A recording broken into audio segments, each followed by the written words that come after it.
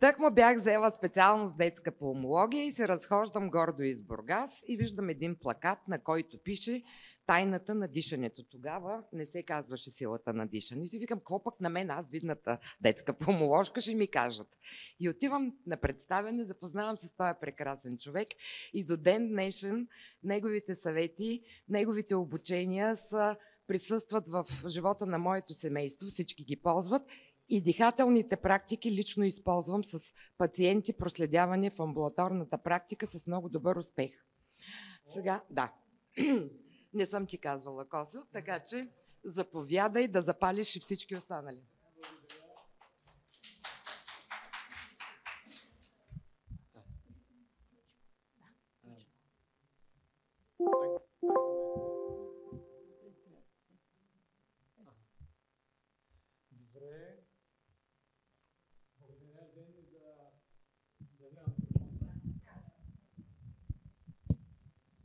За това хубаво представяне сърдечно. Благодаря и на вас, които сте в залата. Казвам се Константин Драгов. По професия съм строителен инженер. Завършил съм в Щатите, в Калифорнийския университет в Бъркли. Преди повече от 25 години, това е по-важно, преподавам техники за справяне с стреса, с дишане, с релаксация. И днес така се чудех дали да направя презентацията, понеже знам, че тук е по-така научно, видях доста презентации, дали да бъде повече теоретично или практично. И се чудех, вие как бихте желали да бъде? 2 в 1.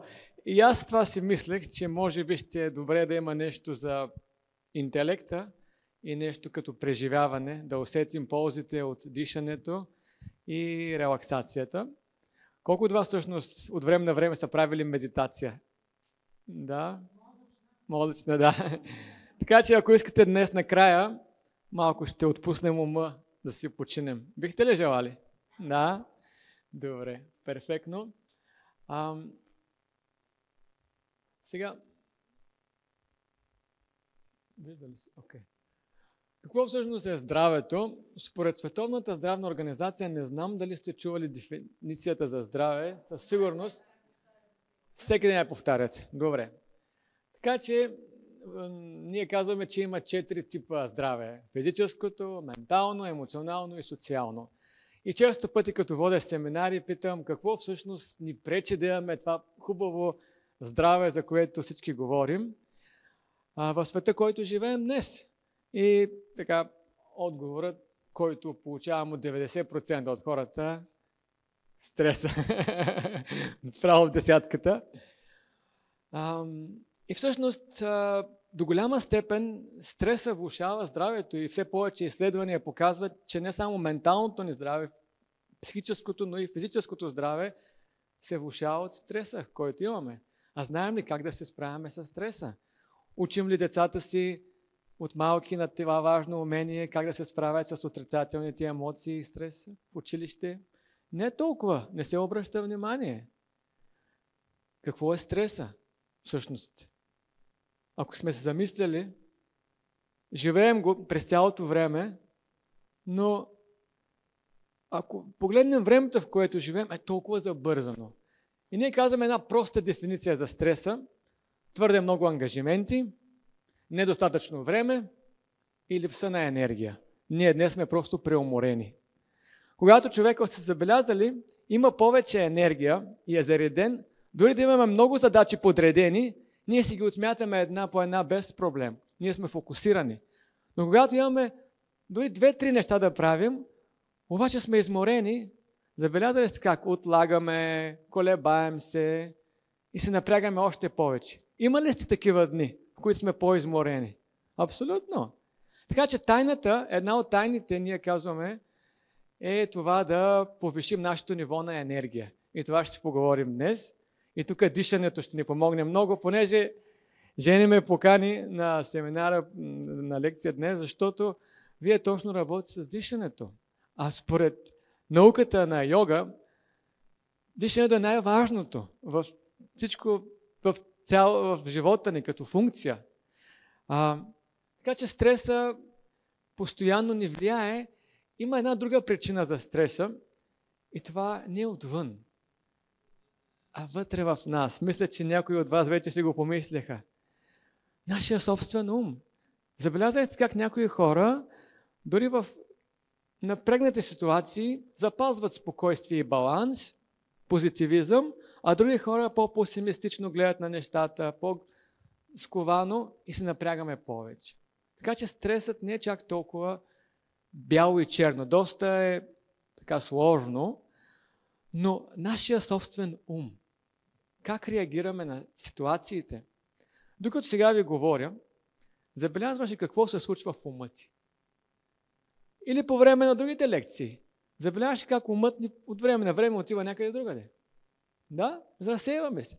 Тялото ни е тук, дишането дишаме, но умът ни може да мисли нещо за бъдеще, което имаме да правим, или нещо, което се е случило вчера, снощи. И това постоянно движение на ума, в бъдещето, в миналото, всъщност носи емоции. Като мислим много за бъдещето, ние се тревожим. Не е ли? Когато мислиме за миналото, някакви минали неща, които не можем да променим, много пъти съжаляваме.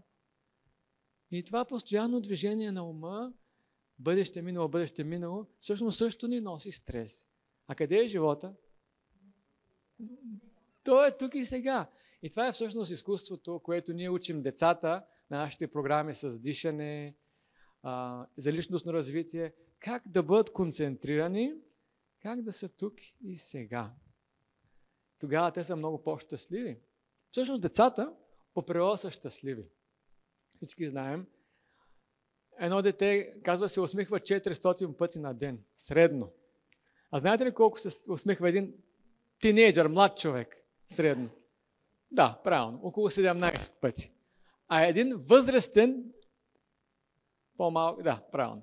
Ти си много добре го целваш. 4 пъти. По-малко 4 пъти.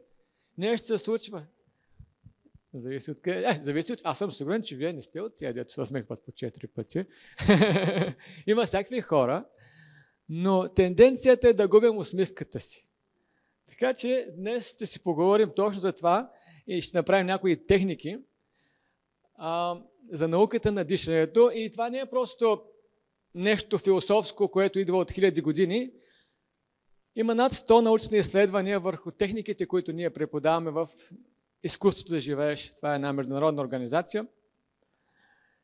Не знам дали сте чували Art of Living, изкуството да живееш. Тя има дейност в 180 държави. Както казват, е лидерът в дихателните техники и медитация. И техниките, които преподаваме, има изследвания, които са направени. И аз ще вляза малко повече в дълбочина след преживяването, но това са за нивото на кортизола, депресия, кръвно налягане и, разбира се, повишение благосъстояние, оптимизъм. Но да, малко повече, малко по-късно. Сега, казват, че всъщност древната наука на дишането, ако ние дишаме пълноценно, имаме 3 ползи. И това важи и за малки, и за големи. Едната е, че дишането, според нея, освен че ни дава кислород, като вдишваме, ни зарежда с така наречената финна жизнена енергия. Чували сте за думата прана? Да, мисля, че в днешно време това не е както беше преди 20-30 години. Като чуеш думата прана или медитация, си мислим, тия нещо не са добре такова. Но в днешно време масово корпорациите, фирмите, университетите, това се използва като най-съвременният начин за справяне с стрес. Втората полза, която ще преминем днес и ще преживеем, е, т.е. първата е зареждане с енергия, защото ние се зареждаме с тази прана, като вдишваме. Втората е, че дишането е ключът за справяне с негативните емоции. Колко от вас биха искали да имат повече контрол над своите емоции? Всеки! Дишането се крие една голяма тайна и сега ще го преживеем. И третото е когато ние издишаме въглероден диоксид и други вредни за нас химически съединения, оказва се, че процесът на издишането е основният начин, по който ние изчистваме организма си от токсините. Само че човек използва с възрастта, с годините, все по-малка част от белите дробове, така поне се казва. Точно колко е, зависи за хората, но да кажем, ако сме започнали от 80-90%, може да стигне до 30%, 35% с годините. Тоест ние не използваме тази сила, която имаме да изчистваме организма си, да имаме по-добър имунитет, не използваме тази сила, океана от енергия, в който живеем, да имаме повече енергия. И така че, нека да направим нещо практично. Опа.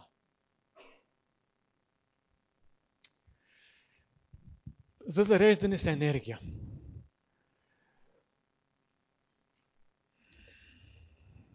Какво ни дава енергия, всъщност? Какво ни зарежда в живота с енергия?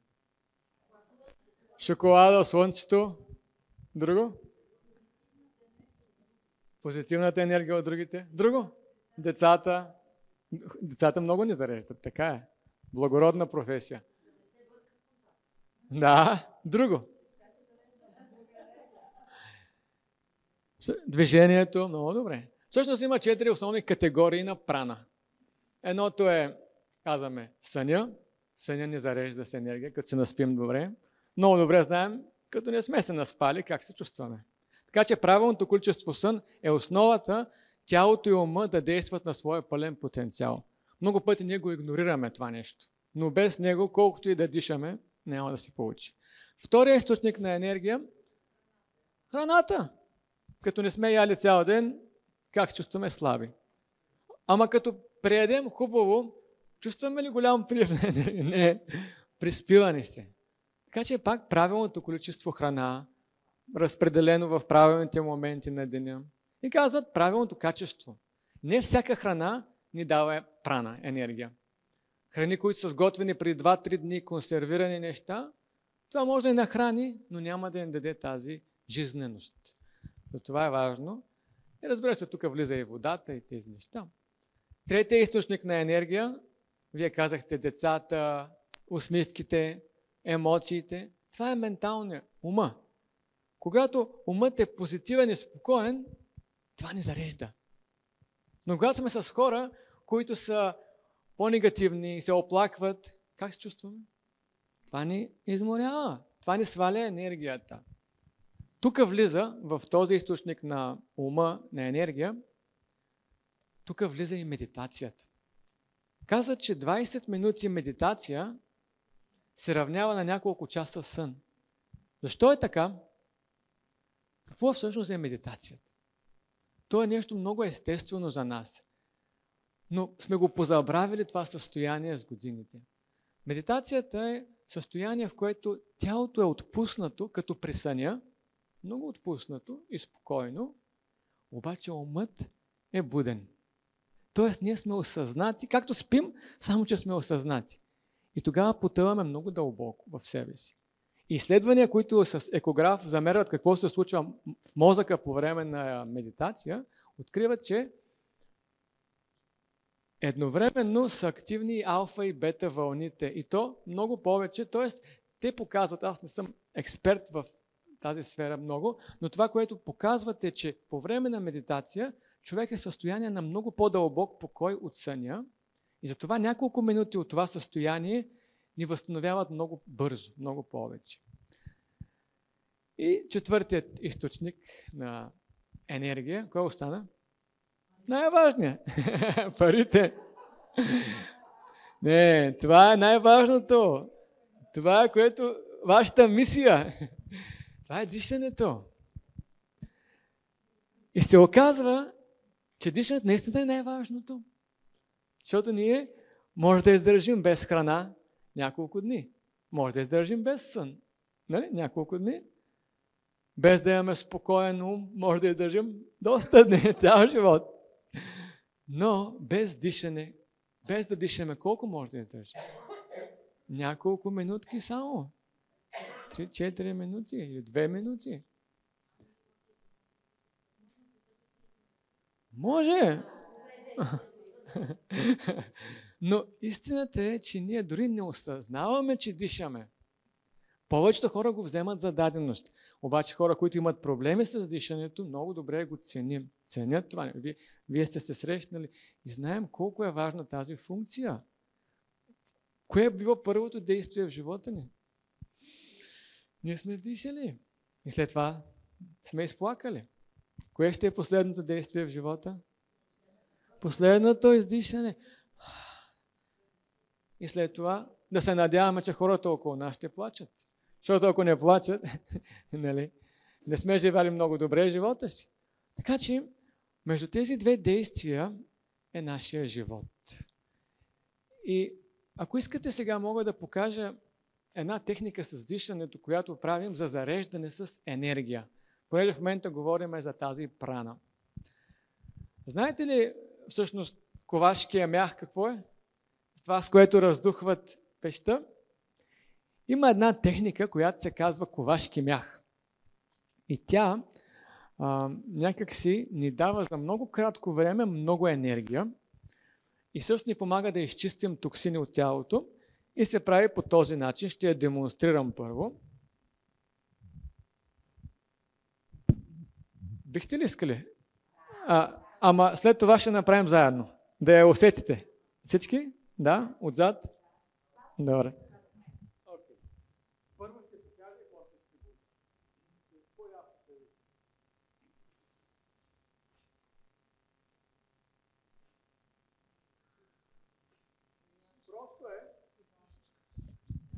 Просто е, но е много ефективно. През носа ли дишах или през устата? През носа. Само, че това, което правех, ръцете ми помагаха. Правя пълно вдишване през носа и хвърлям ръцете нагоре, отварям пръстите и след това сякаш някаква тръба я хващам и я пускам да падне долу. Без да удрям, лекичко ръцете просто падат и се удрят в гръдния кош и изтласкват последният въздух. Така че се получава едно така променене, смяна на въздуха в белите дробове. Нека да го направим, ако искате. За целта трябва... вие сте седнали. Седнали, само че без да се облягаш. Да, седни малко по-напред на стола и стъпи здраво на земята с двата крака. Ръцете се слагат в тази изходна позиция. Само да кажа, че ако някой има проблеми с високо кръвно налягане, да го прави по-леко, понеже това създава леко налягане в главата. И също хора, които са имали операция на очите, по-леко, иначе то много подобрява всички тези неща, и кръвното, и сърдечната дейност, но просто ако някой има проблеми само. Ръцете слагат тази позиция. И това, което правим, е едно преходно първо вдишване. И издишай. Свали лактите долу. Отпусни ги край тялото. Ръцете в леки умрук. И сега вдишваме, отваряме горе пръстите и издишаме долу. Вдишай, издишай. През носа само. Вдишай, издишай. Вдишай, издишай. Вдишай, да, издишай. И се отпусни. Това е упражнението. Сега ще направим с затворени очи, защото тогава има още по-голям ефект. Сега ще кажа. Първо ще го направим. Прави се 3 серии по 15-20. За деца 10-12. Нека да го направим. Първо да го преживеем. Слагаме ръцете в изходна позиция и само да кажа, цялото усилие е в дишането. Тоест, пълно вдишване и силово издишане, а ръцете са изцяло отпуснати. Добре, само че краката ги служи така, да ти е по-удобно. Заедно. Нека всички да приготвим ръцете в тази позиция. Не се притеснявайте, никой не ви гледа. Така че затваряме очи, вдишай преходно и издишай. И всички заедно. Вдишай горе, издишай долу. Вдишай, издишай. Вдишай, издишай. Вдишай, издишай. Вдишай, издишай. Вдишай, издишай. Вдишай, издишай. Вдишай, издишай. Вдишай, издишай. Вдишай, издишай. Вдишай, издишай. Вдишай, издишай. Вдишай, издишай. И се отпусни. За момент остани с затворени очи и просто наблюдавай какво е усещането в теб. Може да усетиш нещо в тялото си, затопляне. Поеми си въздух и издишай. И ще направим още една серия. Ще споделя една тайна, че това дишане има още по-голям ефект, като се прави с усмивка на лицето. Така че нека сложим ръцете в позиция, усмивката в позиция и заедно. Вдишай горе, издишай долу. Вдишай, издишай. Вдишай, издишай. Вдишай, издишай. Вдишай, издишай. Вдишай, издишай. Вдишай, издишай. Вдишай, издишай. Вдишай, издишай. Вдишай, издишай. Вдишай, издишай. Отпусни се. Остани за момент с затворени очи и наблюдавай как се чувстваш.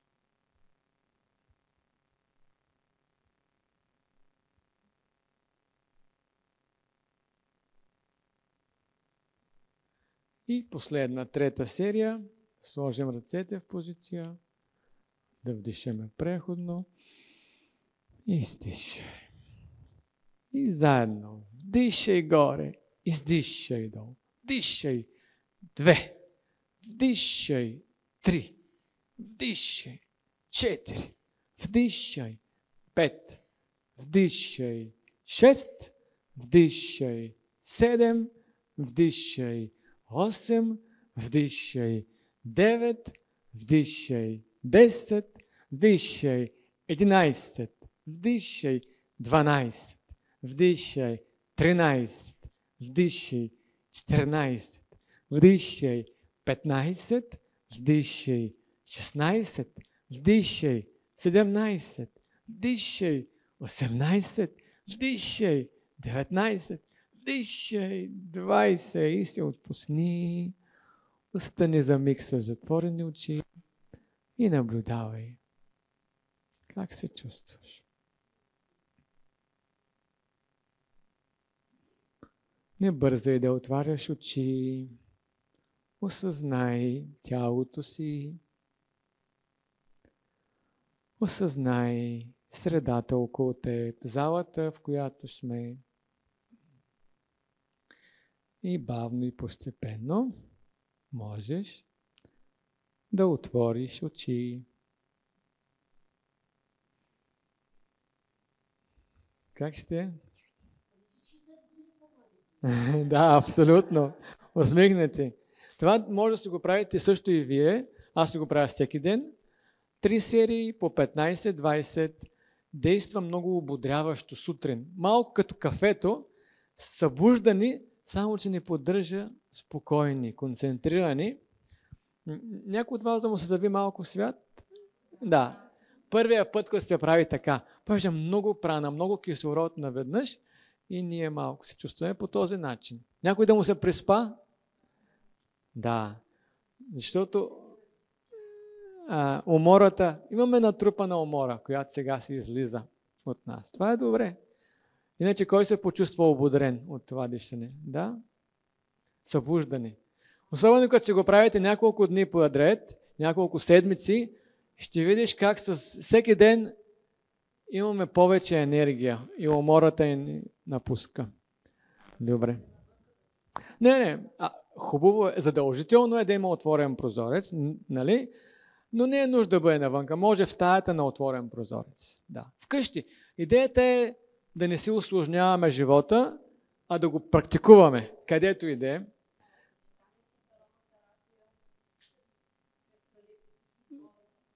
Може. Вие повече ги знаете тези неща от мен. Така. Сега. Искам да ви споделя за втората полза от нашето дишане. Пълноценното дишане. Колко от вас са забелязали, че, мисля, че всеки всъщност, че когато имаме някаква емоция, дишането се променя с нея. Да. Когато човек се ядоса, дишаме по-звучно. Когато сме изплашени, по-плитко, когато сме много щастливи, може да сте забелязали, че повече вдишваме.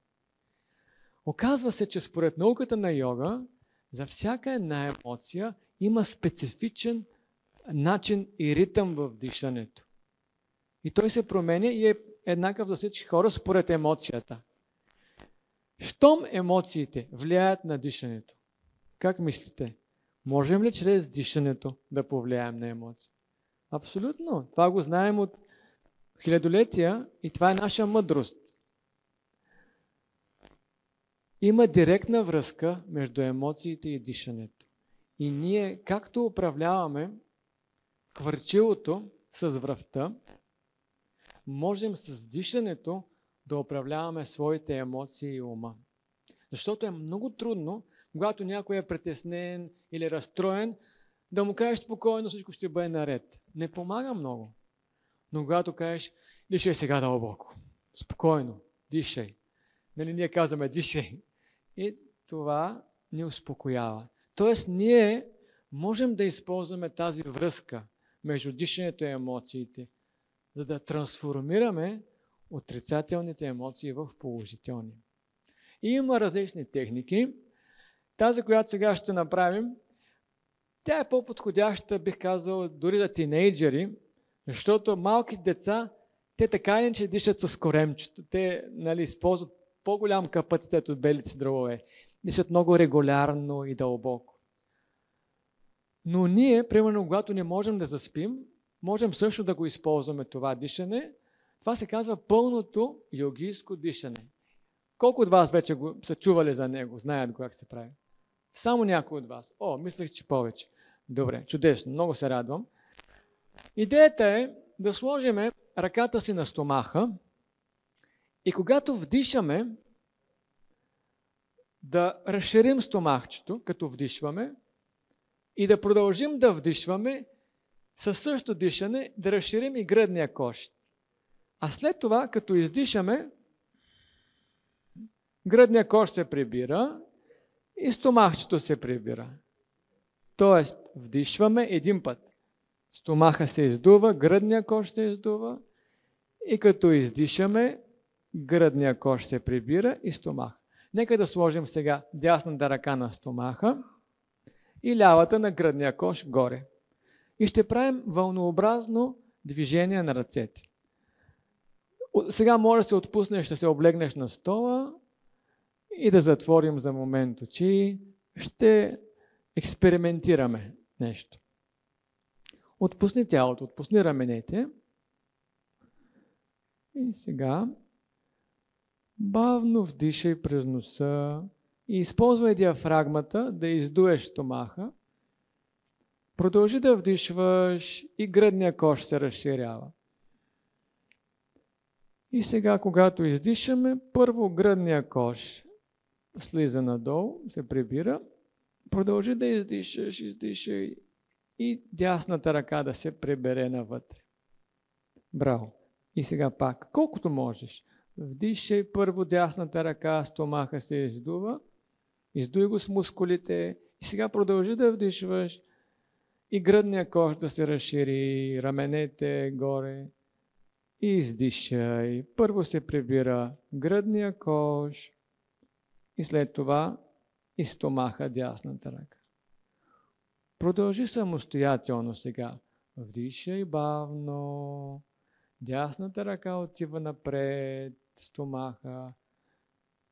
Продължи да вдишваш и гръдния кош се издува. И издишай.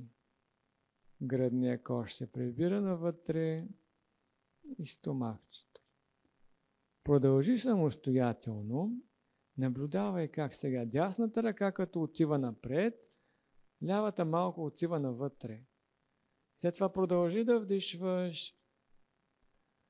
Гръдния кош се издува, но пък стомаха се прибира. И като издишаш сега, гръдния кош се прибира, след това стомаха се прибира. Още 3 такива дишания самостоятелно всеки. Без да бързаш, просто експериментирай сега. Учиш се.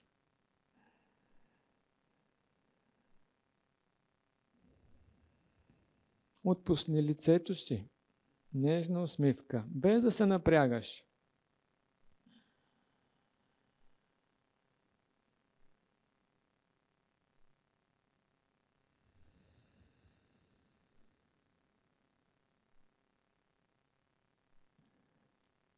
И когато завършиш, можеш да отпуснеш ръцете върху бедрата с затворени очи и наблюдавай как се чувстваш сега. Как е умът ти?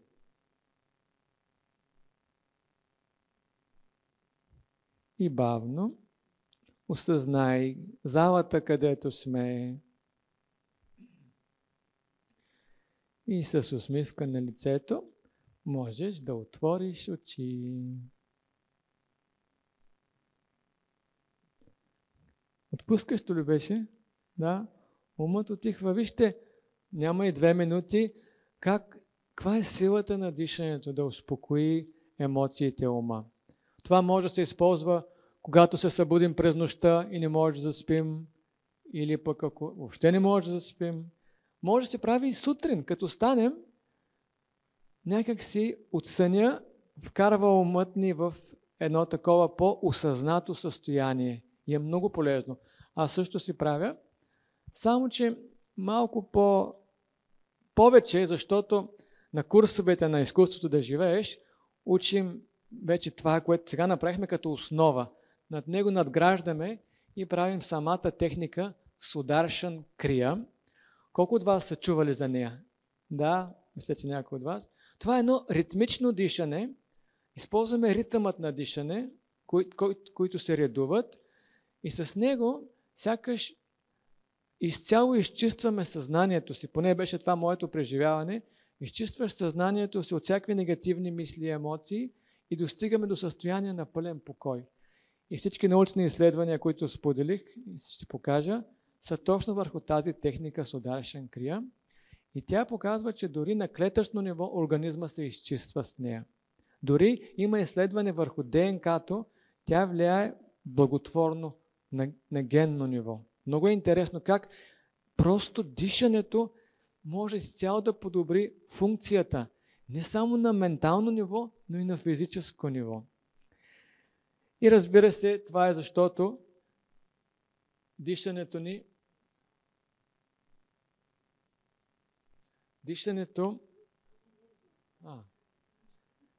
супер. Ще ли? Да, то няма значение. Това, което искам да споделя е, че третата уникалност на този процес на дишането е, че ние се изчистваме от токсините с него. Знаете ли колко, всъщност, ние 1-2 кг храна едем на ден, вода, примерно 2 литра да пием. Колко въздух всъщност влиза и излиза? Би трябвало да сте чували тая статистика. Около 10 000 литра въздух на ден влиза и излиза през нас. Толкова е много това. Много е интересно. И всяко едно издишане ни изчиства организма.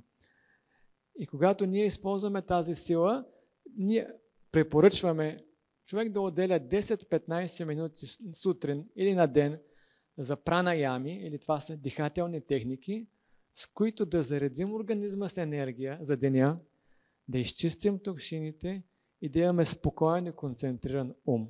Разликата в деня ми, когато се го направя, е огромна. Толкова съм по-продуктивен, толкова по-позитивен, взаимоотношенията се подобряват с хората. Интуицията е много силна.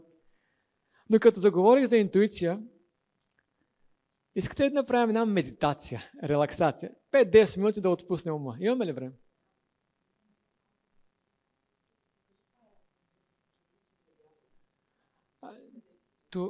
Ама това не е подходящо за деца.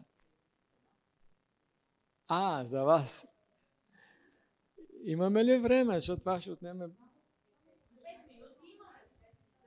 Окей. Това, което ви показах, всъщност е основата. Ковашкия мях да се прави. Това нещо, дишането. И който иска да го направи малко по-задълбочено, трите лоба на белите дробове можем отделно да работим с тях, но само ще ви ги спомена, понеже има цял курс, който водим за целта, но когато сложим ръцете си в тази позиция на кръста и пръстите са успоредни на земята, тогава, когато вдишаме дълбоко и разширим стомаха, въздухът реално отива чак до долната част на белите дробове. Само ще демонстрирам.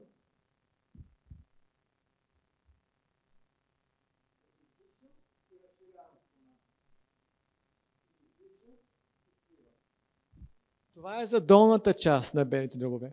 Около 2-3 минути можем да дишаме по този начин дълбоко. Следващата позиция е палците, ги пъхаме под мишниците. И тук вдишваме и издишваме и гръдния кош се разширява. Тук не ни интересува какво става с стомаха. Тук просто вдишваме и издишваме. Това е за средната част на белите дробове. И третата, вече за горната, където са ключиците, се слагат ръцете по този начин, една до друга дланите, без да ги кръстосваме. И 2 минути можем да дишаме дълбоко в тази позиция. Тоест, да отделим 7-8 минути във всяка една позиция, тогава целите бели дробове биват вече използвани и това е много ценно. Ако искате, жени, може да направим 2 занятия по час и половина, ще преживеете техниката Сударшан Крия и целият комплекс на дишането, за да го усетим.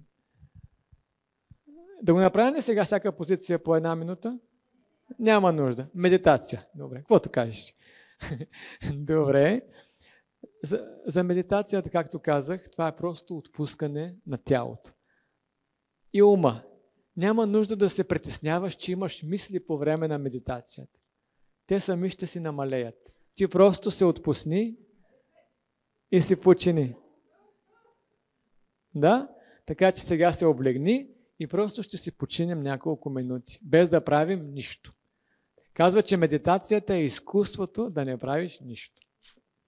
Нека да затворим очи и да си отпуснем тялото. Гърба изправен, хубаво седни назад. Вдишай дълбоко и като издишаш, отпусни стомаха и раменете.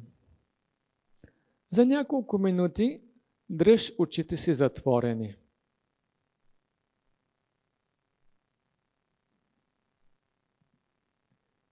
Заслушай се в шумовете около теб. Първо, климатичната инсталация. Слушай, ако има гласове отвън. И приеми всички шумове. И бъди в хармония с тях.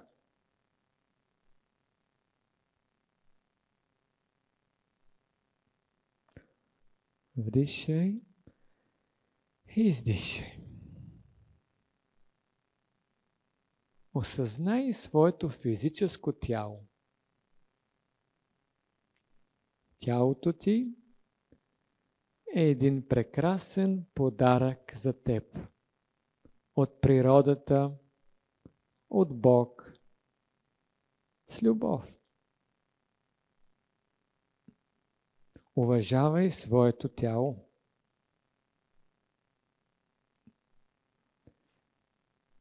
Насочи вниманието си към десния си крак и го отпусни. Ляв крак. Насочи вниманието си към корема и стомаха.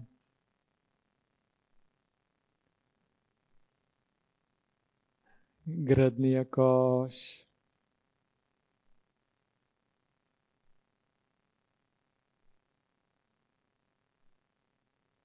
Рамене.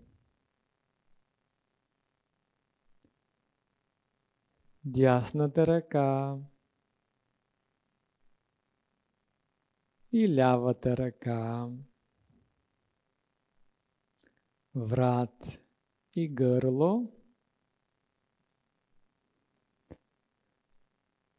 Лицето и главата. Осъзнай цялото си тяло.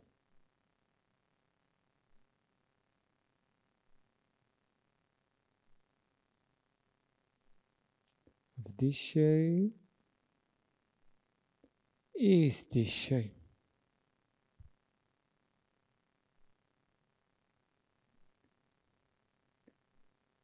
Както рибите са в водата, така и ние сме във въздуха. Осъзнай въздуха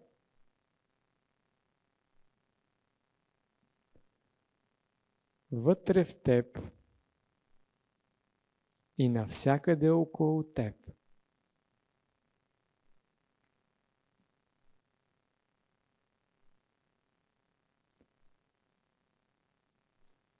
И отпусни тялото си още повече. Когато тялото се отпуска, умът ни се разширява.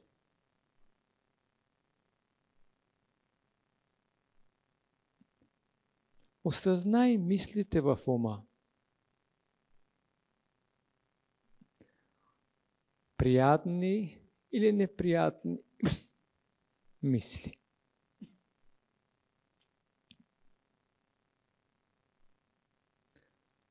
Остави мислите да си идват и да си отиват сами.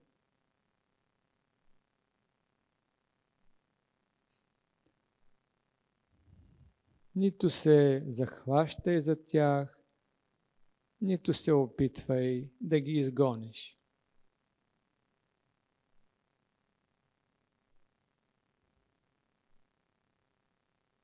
Така ти си в хармония със своите мисли.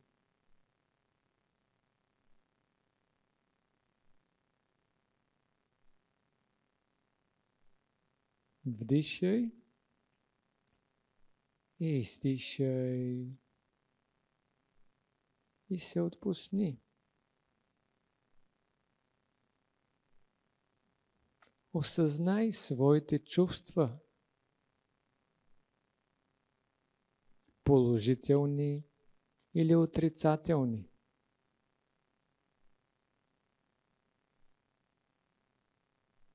Приеми ги такива, каквито са. И бъди в хармония със своите чувства.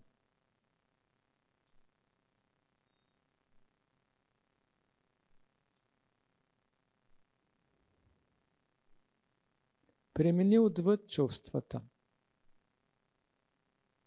и се отпусни.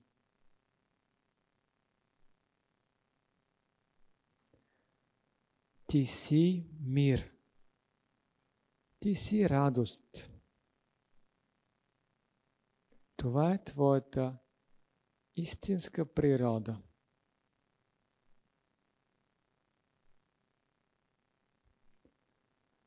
Вдишай и издишай.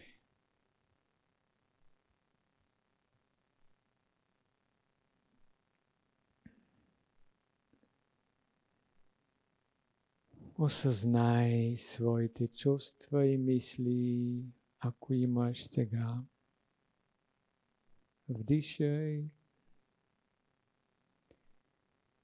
и издишай. Осъзнай тялото си. Осъзнай залата, в която сме, средата, в която си. И можеш да отвориш очи.